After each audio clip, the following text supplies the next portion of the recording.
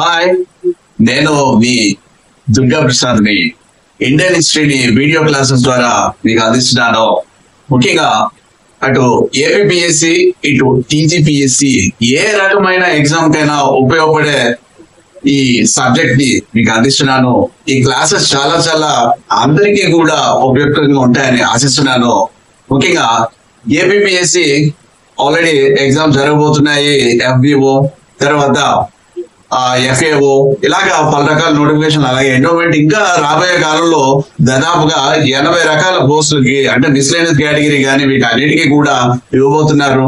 వీటన్నిటికీ కూడా general studies లో ఇండియన్ హిస్టరీ, ఆంధ్రప్రదేశ్ హిస్టరీ చాలా ప్రాముఖ్యత వహించింది. కాబట్టి ఈ క్లాసులు ప్రతి ఒక్కళ్ళు యూటిలైజ్ చేసుకుంటారని ఆశిస్తా. అలాగే 2 రాష్ట్రాల నుంచి కూడా ఎస్ఐ కానిస్టేబుల్ ప్రిపేర్ అయ్యే వాళ్ళు కావచ్చు, లేదంటే మిగతా ఎగ్జామ్స్ ఏవైనా కూడా సెట్ కావచ్చు, వీటన్నిటికీ కూడా ఉపయుక్తంగా ఉంటాయి. అటు టీజీపీఎస్సీ కూడా త్వరలోనే జాబ్ క్యాలెండర్ ప్రకటిస్తే వాటికి కూడా ఉపయోగపడతాయి. కాబట్టి అందరూ యూటిలైజ్ చేసుకోండి.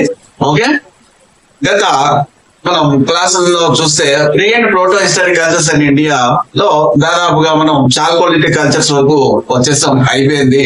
అయితే అప్పుడే చెప్తాను, ఒకటి ఉంది ప్రోటో హిస్టరీలోనే మనకి హరప్పన్ కల్చర్ ఉంది. ఇది మనం సెపరేట్ గా చెప్పుకోవాలని ఆ రోజు నేను చెప్పాను.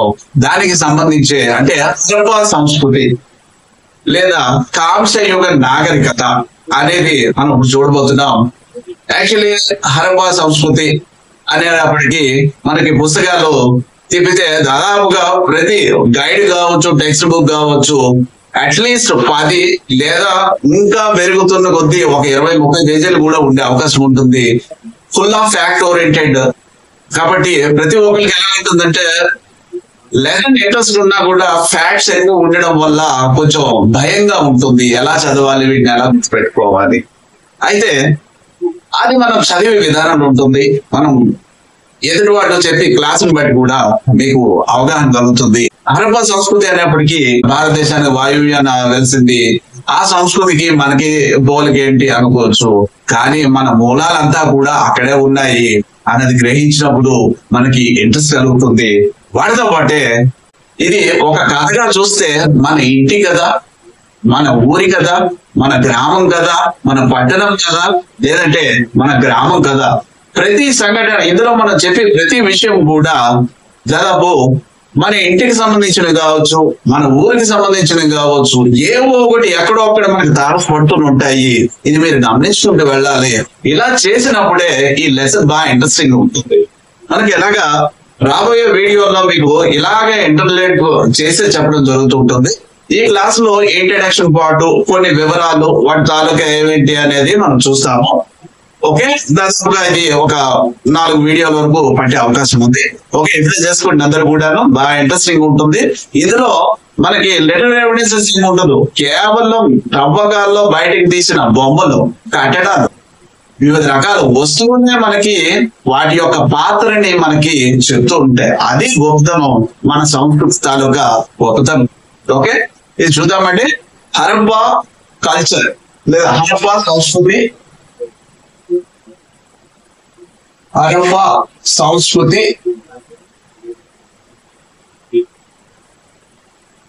ఇదే కాంస్య యుగ నాగరికత. ఓకే, కాంస్య యుగ నాగరికత. రైట్, హరప్పా సంస్కృతి, కాంస్య యుగ నాగరికత, దీన్నే Harappan culture. Okay, Harappan culture, bronzes. Okay, civilisation.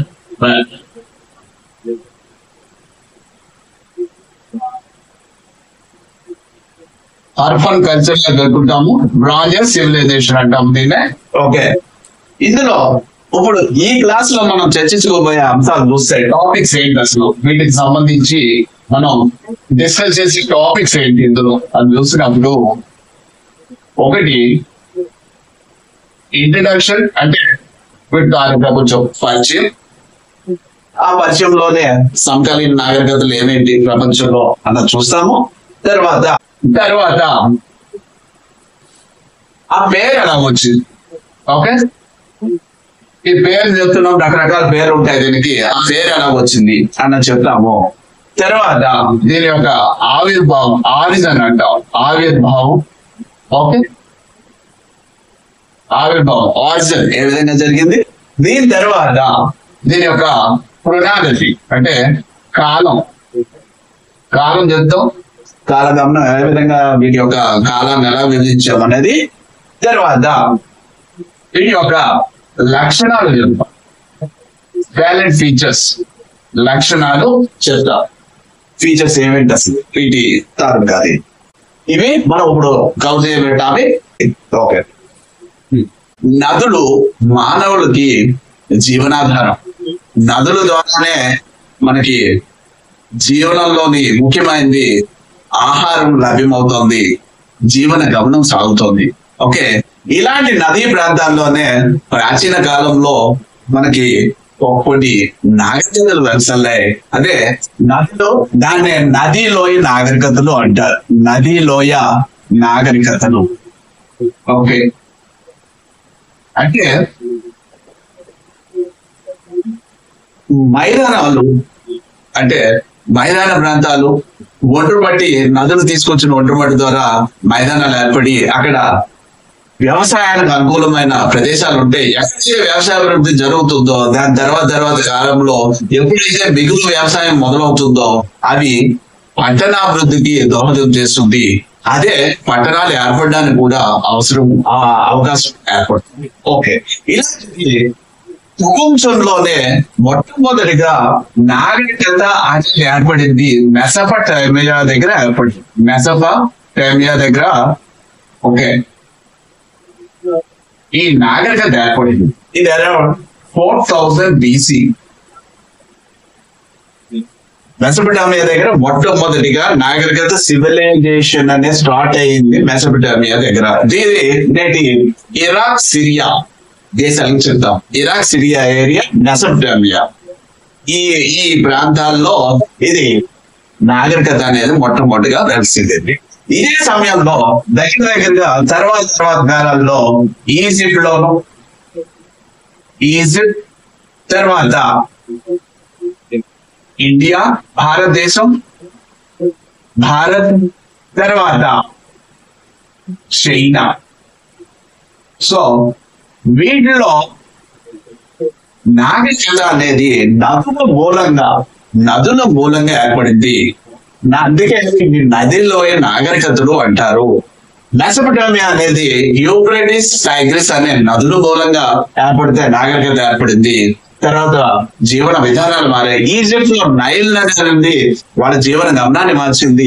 భారతదేశంలో సింధు నది అనేది దాని ఉపనదులు వాళ్ళ భారతీయుల జీవన గమనాన్ని మార్చాయి. అంటే మన జీవన గమనాన్ని మార్చి మనకు ఒక నాగరికతను ఏర్పరిచాయి. అలాగే చైనాలో హోయాంగ్హో అనే నది వల్ల కూడా ఇలాగే జరిగింది. ఇవన్నీ కూడా 4000 నుంచి 2000 మధ్య, ఇవి దాదాపుగా ఇన్ బిట్వీన్ 4000 to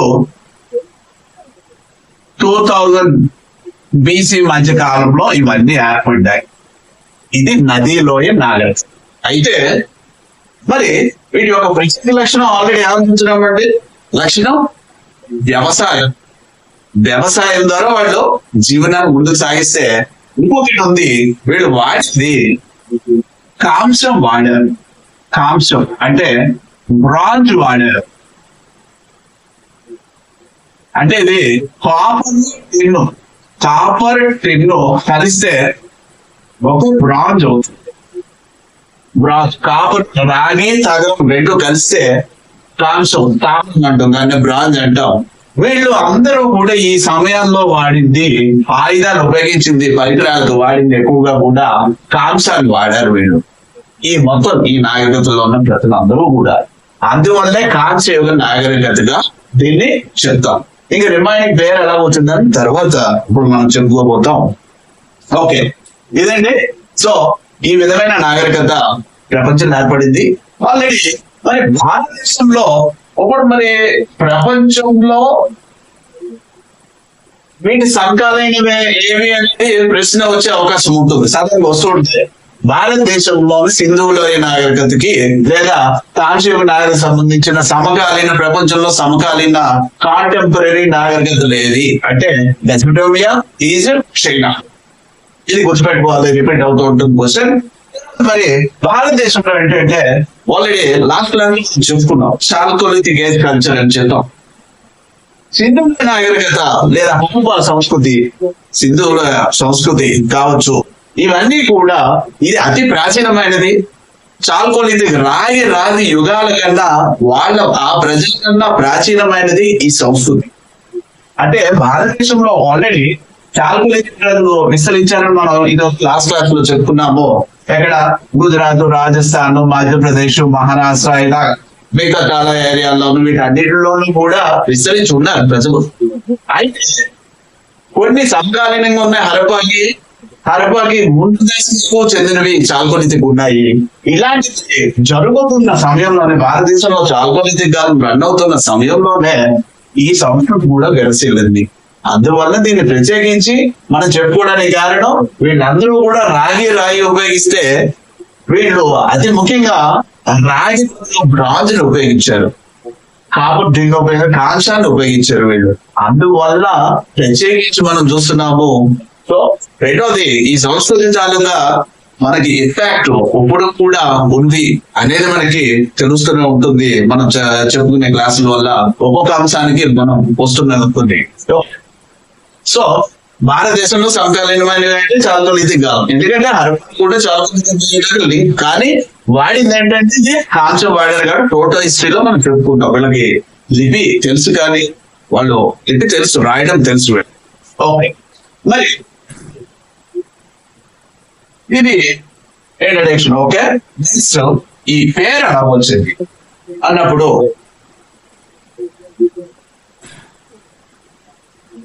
పేరు మొట్టమొదటిగా ఈ నాగరికత కాంస్యయుగ నాగరికత అంటున్నాం కదా, దీనికి పేరులో హరప్పా సంస్కృతి అంటే హరప్పా కల్చర్ అని ఉంది ఒకటి.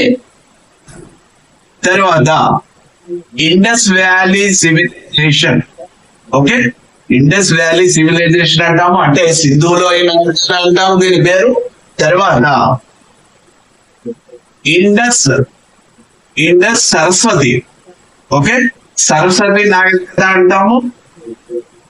తర్వాత మూల భారతీయ నాగరికత అంటాము, మూల భారతీయ నాగరికతగా పిలుస్తారు.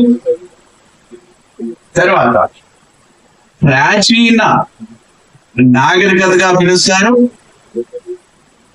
తర్వాత తొలి పట్టణ నాగరికతగా పిలుస్తారు. ఎన్నున్నాయి చూడండి ఇందులో పేర్లు.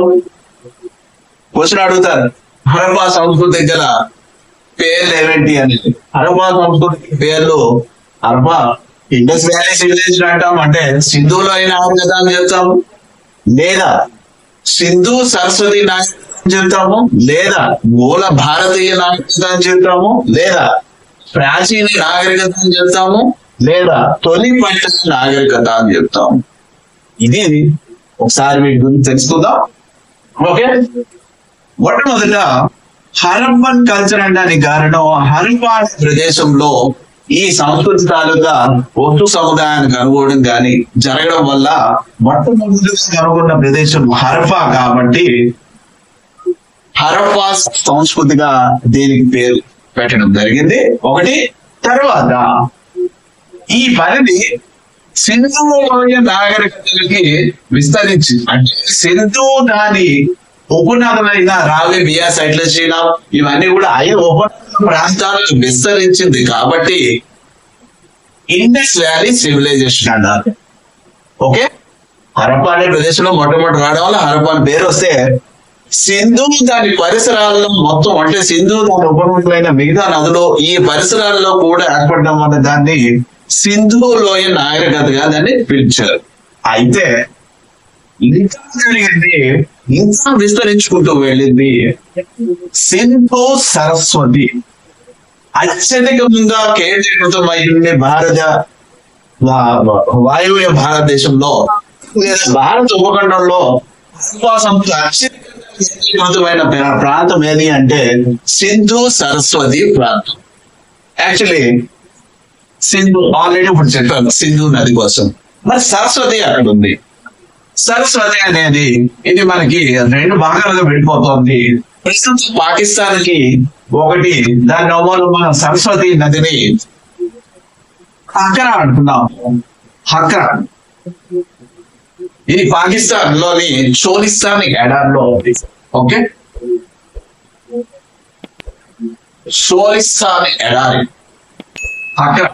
అదే ఇండియాలో దీన్ని గగ్గర్ పిలుస్తుంది. గగ్గర్. ఓకే, గగ్గర్ పేరుతో పిలుస్తున్నాం. సరస్వతిని భారతదేశంలో గగ్గర్ అని, పాకిస్తాన్ లో హక్రా, చోలిస్తాన్ ఎడారిలో హక్రా అని పిలుస్తున్నాము. ఓకే, ఇది రాజస్థాన్ సరౌండింగ్ ఏరియాస్ లో ఉంది. ఓకే, మరి ఏంటి ఎంత ప్రాముఖ్యత కలిగింది అంటే సరస్వతి నది అనేది ఇప్పుడు లేదండి, ఇది ఎండిపోయింది. కానీ ఒకప్పుడు అంటే మనం ఇది నెక్స్ట్ లెసన్ లో ఫర్దర్ గా వచ్చే వేద కాలం నాడు మనం సరస్వతి నది గురించి చెప్తాము. ఋగ్వేదం ఈ నది కోసం వర్ణనలు చాలా ఎక్కువగా చేసింది, అందులో చూద్దాం అది వర్ణనలు. ఓకే, అత్యధికంగా కూడా సింధు నది, సరస్వతి నది ప్రాంతంలో కూడా అంటే హక్రా గగ్గర్, హక్రా గగ్గర్ అంటాం. అంటే సింధు హక్రా ఏరియాలో కూడా అత్యధికంగా బయలుపడడం వల్ల దీనికి సింధు సరస్వతి, ఇండస్ సరస్వతి లేదా ఇండస్ హక్రా అండ్ గగ్గర్ అని పేరుతోటి దీన్ని పిలుస్తారు. నెక్స్ట్ ఒకరికి మూడు అయ్యాయి. ఇంకా మూల భారతీయ నాగరికత. ఎందుకు మూల భారతీయ నాగరికత అంటున్నామంటే ఇది ఏమైంది, ఫస్ట్ రోజు ఏమో చెప్పాము సింధు దాని పరిసరాల్లో విస్తరించింది. ఇలా విస్తరిస్తూ తర్వాత సరస్వతి ప్రాంతానికి తర్వాత కాలంలో గుజరాత్ ఏరియా వరకు కూడా వచ్చేసింది. గుజరాత్ ఏరియాను కూడా ఇది విస్తరించడం జరిగింది.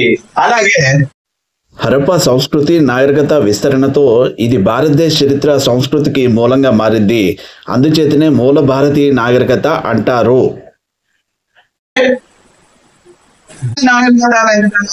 అంటే మొట్టమొదటి మనం చెప్పాము నదిలో నాగరికతలు చాలా ప్రాచీనమైనవి.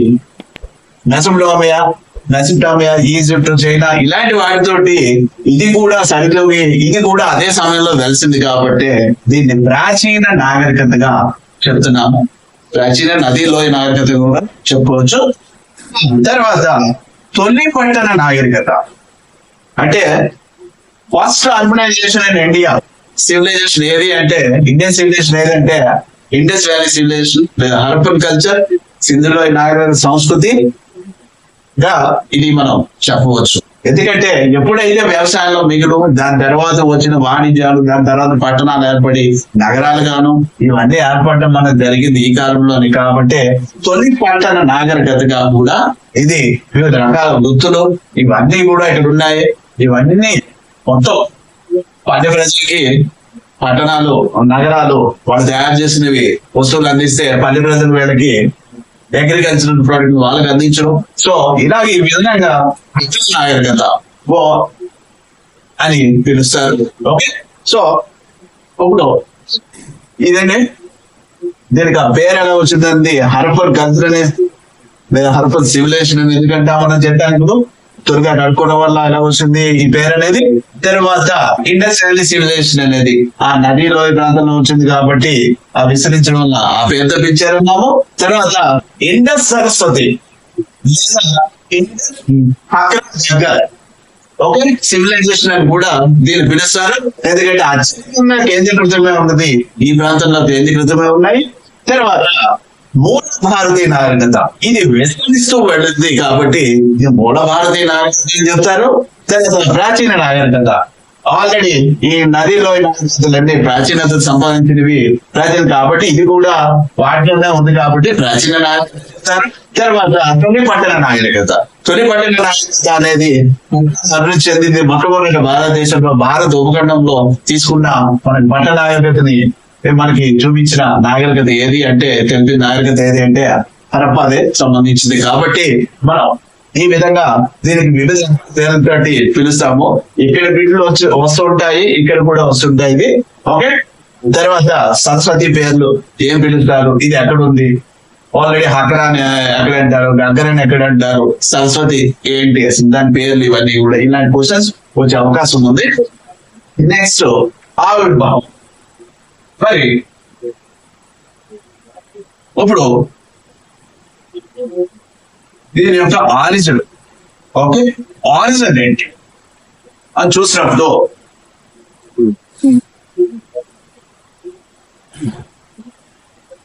ఈ చెప్పాం నదిలో నాగరికతలు ఇంత కల్చర్ ఉంది. అలాగే మొట్టమొదట నాగరికత అనేది సివిలైజేషన్ మొదలైంది మెసొపొటేమియా దగ్గర మొదలైందని చెప్పాము. సో కాబట్టి ఇక్కడ అలాగే భారతదేశంలో కూడా నాగరికత వెలిసింది. అయితే ఇక్కడ వాదాలు ఉన్నాయి. ఇది ఈ నాగరికత కొంతమంది ఏమో విదేశీ నాగరికత, విదేశీయుల ద్వారా వచ్చింది కాబట్టి విదేశీ నాగరికత అనేది కొంతమంది స్వదేశీ నాగరికత. ఇది విదేశీ నాగరికతగా కొంతమంది స్వదేశీ నాగరికత, ఇండిజినస్ అని కొంతమంది అంటే ఇది ఫారిన్ నుంచి వచ్చింది అని చెప్తారు. కారణం మెసొపొటేమియా, ఇరాక్, తర్వాత దాన్ని ప్రాచీన నామం మెసొపొటేమియా. ఎప్పుడు ఇందాక ఆల్రెడీ చెప్పాము ఇరాక్, సిరియా ప్రాంతాల్లో నాగరికత వెలిసిందని. మెసొపొటేమియా నాగరికత ప్రజలు సుమేరియన్, ఆ సమయంలో సుమేరియన్ నాగరికత వెలసిల్లుతున్నాయి. మెసొపొటేమియాలో సుమేరియన్ నాగరికత వెలసిల్లుతుంది. ఈ సుమేరియా నాగరికత ప్రజలు భారతీయులకి ఈ నాగరికతని వీళ్ళ ద్వారా సంక్రమించిందని చెప్తారు. అంటే సుమేరియన్ ద్వారా భారత్కి ఈ నాగరికత వచ్చింది అని కొంతమంది వాదన ఈ విధంగా ఉంటుంది. సుమేరియా ఎందుకంటే కాంటాక్ట్స్ ఉన్నాయి కాబట్టి సుమేరియా తోటి వంటకాలు జరిగాయి. మెసొపొటేమియాలో భారత్కి సంబంధించిన సీల్స్ అంటే ముద్రికలు లభించాయి.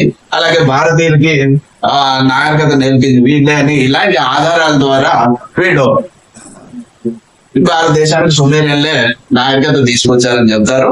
అది కూడా ఆధారం ఆ సీల్స్ లభ్యమవడం తోటి ఇది చెప్తారు. కానీ ఇది ఒక్క నిమిత్తం మాత్రమే ఇది జరిగింది అనేది పురావస్తు అవకాశాల ద్వారా మనకు అర్థమవుతుంది. కాబట్టి ఇది అంతగా ఈ విదేశీ వాదానికి పట్టు లేదు. ఇంకా స్వదేశీ వాదం, ఇది ఎక్కువ మంది మొగ్గు చూపిస్తుంది స్వదేశీ వాదానికే. ఇది భారత ఉపఖండంలోనే ఇది తెలిసింది, ఈ నాగరికత ఎక్కడదో కాదు అనేది ఇది స్వదేశీ వాదంకి చెప్తారు. ఒకసారి మనం ఇంకా క్లాసెస్ లో ఒకసారి చెప్పుకునే రివ్యూ చేసుకుంటే ఇది ఖచ్చితంగా స్వదేశీ వాదం అనేది మనకి ఖచ్చితంగా రికగ్నైజ్ అవుతుంది. ఎందుకంటే ఆల్రెడీ నియోలిథిక్ గవర్నమెంట్ నాటికే మనం ఏమని చెప్పాము, నియోలిథిక్ గవర్నమెంట్ 7000 నాటికే భారతదేశంలో అలాగే తొలి వ్యవసాయ గ్రామాలు ఏర్పడ్డాయి, మెహర్గర్ ఏరియాలు ఏర్పడ్డాయి.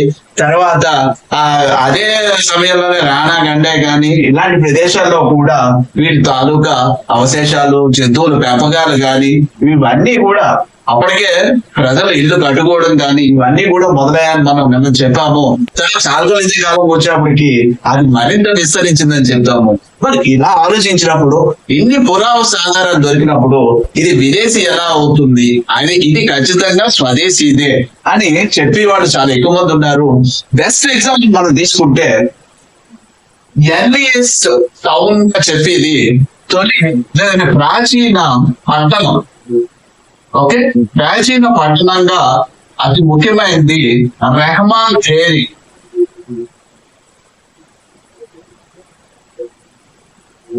రెహమాన్ థియరీ అనే బెలూచిస్తాన్ లో ఉంది. అంటే ఇది ఎలా చూడాలంటే మన ఈ నాగరికత చెప్పేటప్పుడు ఎప్పుడు కూడా ఒక భారతదేశాన్ని దృష్టిలో పెట్టుకునే కాదు, పక్కన దేశాన్ని కూడా మనం చూడవలసి ఉంటుంది. ముఖ్యంగా ఆఫ్ఘనిస్తాన్ కావచ్చు, తర్వాత పాకిస్తాన్. ఓకే, ఇవి ఖచ్చితంగా మనం చూడాలి. భారతదేశానికి పక్కన ఉన్న దేశాలు ఇవి. ఎందుకంటే ఒకప్పుడు భారత ఉపఖండంలో ఇవన్నీ భాగాలు 1947 వరకు కూడా మనకి ఇది పాకిస్తాన్ కాదు, ఇవన్నీ కూడా అవి కలిసి ఉన్నదే కాబట్టి ఆ 40 తర్వాత విభజన జరిగింది. కాబట్టి మనకి చెప్పినప్పుడు కూడా ఇది మన సంస్కృతి భాగమే, మన సంస్కృతి గ్రహించాలి తప్పించి ఎక్కడో పాకిస్తాను ఎక్కడో ఆఫ్ఘనిస్తాను ఇది మాత్రం ఆలోచించకూడదు. ఇదంతా కూడా మన భారతీయులకు సంబంధించినదే, అది మాత్రం గుర్తుపెట్టుకోవాలి. భారతం అందుకనే భారత ఉపఖండం అని చెప్తూ ఉంటాం కొన్ని విషయాలు ఇలాంటివి వచ్చినాం. భారత ఉపఖండంలో ప్రాచీన పట్టణంగా పేరుగాంచింది ఏది అనేది క్వశ్చన్ వచ్చే అవకాశం ఉంది. రెహమా థియరీ బయటపడింది. దీని యొక్క కాలం అరౌండ్ 3000 ఓకే 3000 అబౌవ్ మీద ఉంది. అంటే ఇది హరప్పాకి ఫ్రీ హల్వా కాలానికి సంబంధించింది ఇది. ఓకే అంటే హరప్పా ముందు కాలానికి సంబంధించిన ప్రాచీన పట్టణం రెహమా థియరీ పాకిస్తాన్ లో ఉంది. ఇది తొలి హరప్పా దశని సూచిస్తుంది. అంటే ఆ సమయంలో ఇక్కడ ప్రణాళికాయుతమైన పట్టణాలు ఉంటాయి, తర్వాత రోడ్లు ఉంటాయి. ఇప్పుడు ఏవైతే మనం హరప్పా నాగరికతలో తర్వాత చెప్పుకుంటామో ఇవన్నీ కూడా ఇక్కడ మనకి కనపడుతున్నాయి, ఇవన్నీ కూడా బయలుపడ్డాయి. అందువల్లనే ప్రాచీన పట్టణంగా రెహమా థియరీ చెప్తాం. ఆ వీధులు కానీ గ్రిడ్ సిస్టమ్ కానీ ఇవన్నీ కూడా ప్రణాళికాయుతంగా ఉండే విధంగా ఇక్కడ అంతా కూడా ఉంది. కాబట్టి ఇంతలాగా ఇది రెహమా థియరీ లాంటి పట్టణం బయలుపడినప్పుడు ఇది ఇలాంటివి ఎన్నో జరిగే పంటలు పండించుకున్నాం, ఇవన్నీ మనకి నాగరికత ఉంది, పట్టణాలు కట్టగలుగుతున్నారు. కాబట్టి ఇది ఖచ్చితంగా స్వదేశీ నాగరికత అనేది చెప్పే అవకాశం ఎక్కువ మంది చరిత్రకారులు చెప్తున్నది అవకాశం కూడా ఉంది ఇదే. కాబట్టి స్వదేశీవాదం స్వదేశీవాదంలో మనం స్వదేశీవాదానికే మనం మొగ్గు చూపెడతాం, అత్యధిక కూడా మొగ్గు చూపించే చరిత్రకారులు కూడా ఇదండి. ఓకే సో ఆ విధంగా కూడా ఇక్కడ అయింది. నెక్స్ట్ ఇంకా వీటి యొక్క కాలం ఏంటి? క్రోనాలజీ. ఇది దాదాపుగా మనం పురాణ శాస్త్రవేత్తలు కావచ్చు, చరిత్రకారులు, అలాగే కెమికల్ అంటే కార్బన్ డేటింగ్ పద్ధతి, ఇలాంటి రకరకాలుగా ఇవి ఉంటాయి. వీటి ద్వారా మనం ఈ చరిత్రకారులు ఇచ్చిన కాలాన్ని ఒకసారి చూద్దాం. ఓకే ఒకటి జాన్ మార్షల్. ఈయన director general of archaeological survey of India.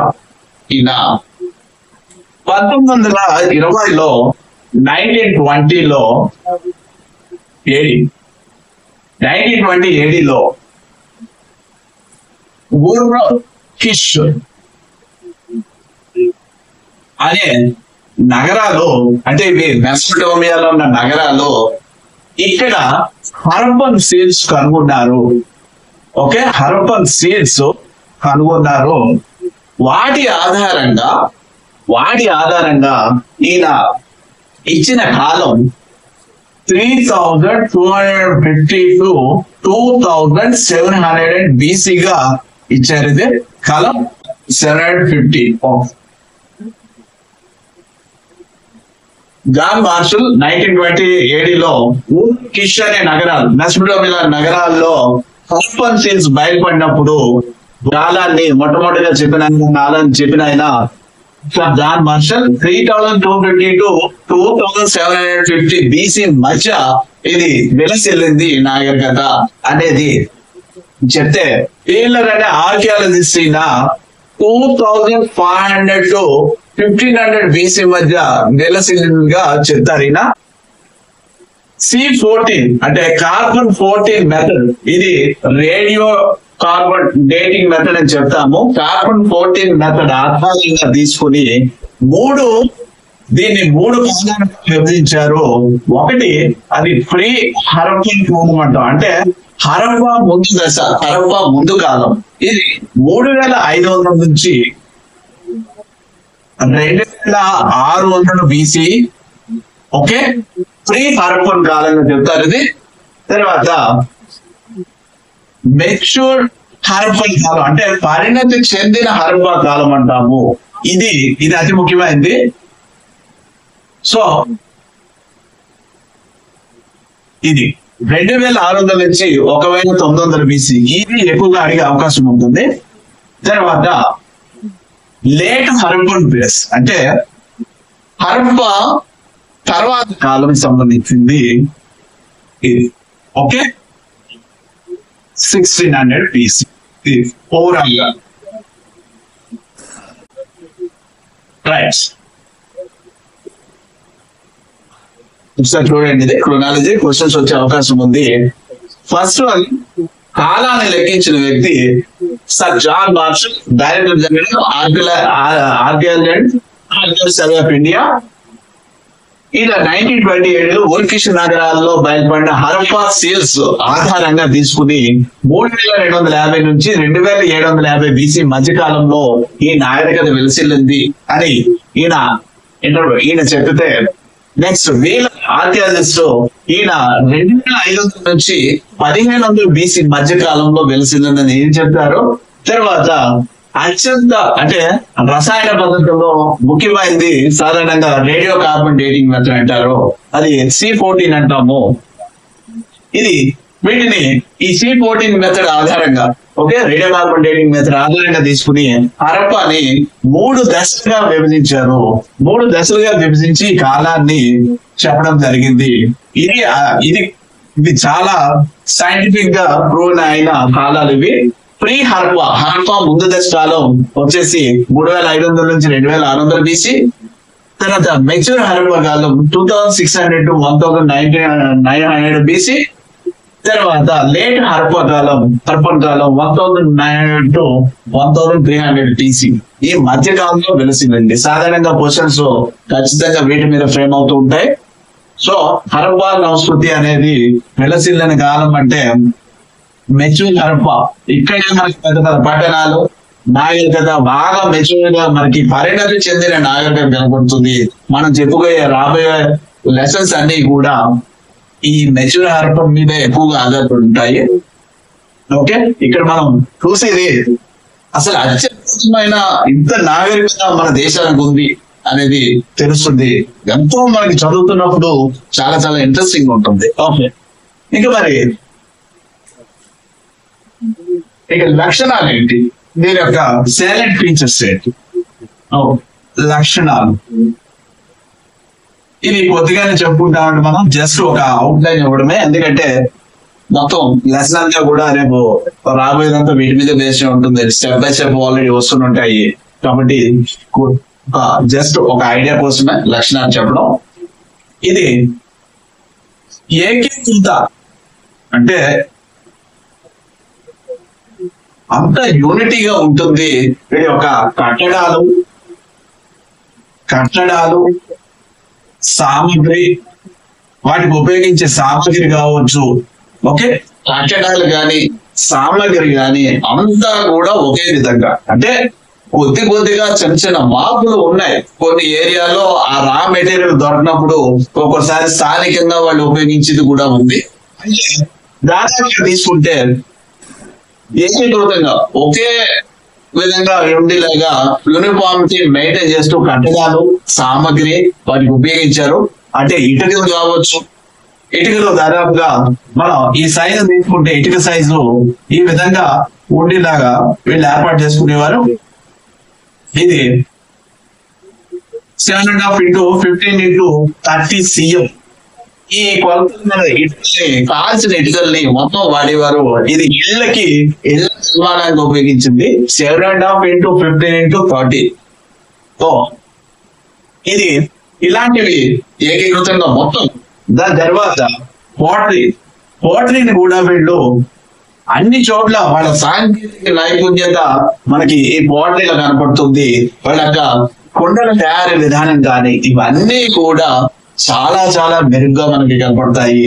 అందరూ కూడా ఇదే విధానంలో పోట్రీని వీళ్ళు రన్ చేశారు. తర్వాత ఇంకా పూసలు కావచ్చు, దండలు కావచ్చు, లేదా సీల్స్ కావచ్చు, వాళ్ళు ఉపయోగించే అంటే ముద్రికలు కావచ్చు, అలాగే రకరకాల తాయిలు కావచ్చు, ఇవి మొత్తం అన్ని చోట్ల కూడా ఒకే విధమైన సంస్కృతిని వాళ్ళు మనకి చూపెడుతున్నారు.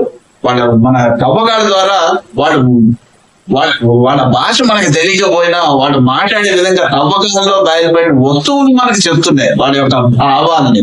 అంతలాగా ఇక్కడ ఈ లక్షణాల్లో మనకు ఉన్నాయి, అంత ఏకీకృతం. తర్వాత ఇంకా మత విధానం కూడా దాదాపుగా తీసుకుంటే వీళ్ళు మతంలో కూడా ఎక్కువగా తమిళంగా బయటపడినవి, ప్రతి చోట అత్యధికంగా బయటపడినవి మనకి ఈనాడు మనం బోధించే శివుడు లింగాకారంలో మనం బోధిస్తుంటాము. అవి అత్యధికంగా ప్రతి సైట్స్ లో కూడా మనకి బయలుపడ్డాయి. అలాగే స్త్రీ తాలూకా జననాంగాలను బోధించడం కానీ, అంటే పిల్లలు పుట్టడం కోసం అనేది.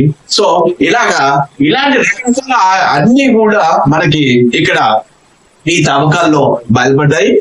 సో ఇక్కడ కూడా మత విధానంలో కూడా వీళ్ళు ఏకీకృతంగా యూనిఫామిటీ ఉందని చెప్పొచ్చు వీళ్ళ లక్షణాలను. సో వాడి ప్రతి వస్తువు మొత్తం వీళ్ళ నిర్మాణం దగ్గర నుంచి, అలాగే వర్తక వాణిజ్యాలు కానీ వీళ్ళు ఎక్కడి నుంచి దిగుమతి చేసుకున్నారు, ఎక్కడికి ఎగుమతి చేస్తున్నారు, అందులో కూడా ఆ దిగుమతి చేసుకునే వస్తువుని అందరూ ఒకేసారి దిగుమతి చేసుకోవడం, ఒకే ఏరియాని దిగుమతి చేసుకోవడం, ఇలాంటి ఎన్నో లక్షణాలు ఉన్నాయి. అంటే వీళ్ళ యొక్క రాజకీయంగా కావచ్చు, లేదంటే సామాజికంగా కావచ్చు, లేదంటే ఆర్థికంగా కావచ్చు, లేదా మతంగా కావచ్చు, లేదా సాంస్కృతికంగా మనం చెప్పుకున్న కళలు, ఇలాంటి అన్ని రకాలలో కూడా ఏకత ఉంటుంది. చిన్నచాటి ఆ ఏరియాలో కొద్దిగా మార్పులు అయితే ఉండదు, కానీ ఇదే కనపడుతుంది. ఇదే దీని యొక్క సింధు నాగరికత లేదా హరప్పా సంస్కృతి లేదా సింధులోయ సంస్కృతి అని మనం ఎందుకు చెబుతున్నామంటే ఒక ప్రత్యేకమైన చాటుకుంది, ఇది మనం కొనసాగిస్తున్నాం ఇవన్నీ కూడా. అందువల్ల ఈ లక్షణాలు ప్రాధాన్యమైనవి. అతి ముఖ్యమైనది ప్రముఖంగా చెప్పుకునేది పట్టణ నాగరికత, అలాగే మురుగునీటి పారుదల వ్యవస్థ. వీళ్ళు ఈ పట్టణ నాగరికతలో వీళ్ళు డ్రైనేజ్ సిస్టమ్ ని అత్యద్భుతంగా ప్రపంచంలో సమకాలీన నాగరికతలు ఎక్కడా లేని విధంగా వీళ్ళు డ్రైనేజ్ సిస్టమ్ ని మెయింటైన్ చేశారు. సో ఇలాంటివి ఎన్నో వీళ్ళ యొక్క లక్ష్యాలు ఉన్నాయి. అందువల్లే మనం ఇది భారతీయులకి అసలు ఖచ్చితంగా ప్రతి భారతీయుడు కూడా ఈ నాగరికత కోసం, ఈ సంస్కృతి కోసం తెలుసుకోవాల్సిన అవసరం ఉంది. ఇది లక్షణాలండి. ఈ లక్షణాలన్నీ కూడా మనం లైన్ టు లైన్ ఓవరాల్ గా సోషియో ఎకనామిక్, రిలీజియస్, పొలిటికల్, అలాగే కల్చరల్ ఆర్గనైజేషన్స్ లో వరుసగా వస్తాము. డోంట్ వరీ, జస్ట్ ఇది అవుట్ లైన్ మాత్రమే ఇక్కడ, రైట్? ఇది లక్షణాలు. మరి ఓకే, ఇంట్రడక్షన్ లో సమకాలీన నాగరికతలు చూసాము. మరి ఆ పేరు ఎలా వచ్చిందో చూసాము, రకరకాల పేర్లు ఉన్నాయని చూసాము వీటికి. తర్వాత ఆవిర్భావము ఏ విధంగా ఏర్పడిందో చూసాము, ఇది ఏ విధంగా స్వదేశీ స్వదేశీ అని ఏమంటున్నారని చూసాము. వీటి తర్వాత వీటి యొక్క కాలం కూడా చరిత్ర పురాణ శాస్త్రవేత్తలు కానీ, అలాగే సైంటిఫిక్ గా ప్రూవెన్ అయిన కారణాలు కానీ చూసాము. తర్వాత ఇంకా లక్షణాలు తీసుకున్నప్పుడు వీటి యొక్క ఏకీకృత లక్షణం లేదా పట్టణ దీన్ని పేర్కొంటాం. అలాగే అసలు అత్యద్భుతమైన డ్రైనేజీ వ్యవస్థను ఏర్పాటు చేశారు. వీటి యొక్క లక్షణాలు ప్రముఖమైనవి. అంటే మన స్వచ్ఛ భారత్ ఏ విధంగా అయితే మనం ప్రాధాన్యత ఇస్తామో, ఇది దాదాపుగా 4625 సంవత్సరాల క్రితమే వాళ్ళు స్వచ్ఛ భారత్ కన్నా మించిన వాళ్ళు చేశారు అనేది చెప్పడానికి మనకి చాలా ఆధారాలు కలుగుతున్నాయి. అందుకనే అద్భుతంగా వాళ్ళు మెయింటైన్ చేశారు. కాబట్టి ఇది పట్టణ నాగరికతగా కూడా చెప్తాము. రకరకాల వస్తు సామగ్రి కానీ, ఇటుకలు కానీ, రాళ్ళు కానీ వాళ్ళు వాడినవన్నీ కూడా ఒక యూనిఫామిటీలో ఉండే విధంగా ఉంటాయి. ఈవెన్ వాళ్ళు వాడే రేజెస్ కావచ్చు, బ్లేడ్ కావచ్చు, రాతి బ్లేడ్ కావచ్చు, ఇవి కూడా యూనిఫామిటీ ఉంటుంది. వాటిని చూద్దాం. ఇది ఇక్కడికి మరి ఇది ఎలా బయలుపడింది? ఇప్పుడు నేను చెప్పినవన్నీ ఏంటి? ఈ సంస్కృతి ఎలా వస్తుందని చెప్పాము, ఈ నాగరికత ఎలా వచ్చిందని చెప్పాము, దీనికి పేరు ఎలా వచ్చింది, ఇలా చెప్పుకుంటూ వచ్చాం. మరి నెక్స్ట్ క్లాస్ లో నేను ఒక డిస్కవరీ, కనుగొన్న విధానం, పురావస్తు తవ్వకాలు ఏంటి, తర్వాత వాటి యొక్క విస్తృతి ఎక్స్టెంట్ ఎంతవరకు విస్తరించి ఉంది అనేది నెక్స్ట్ క్లాస్ లో చూద్దాం.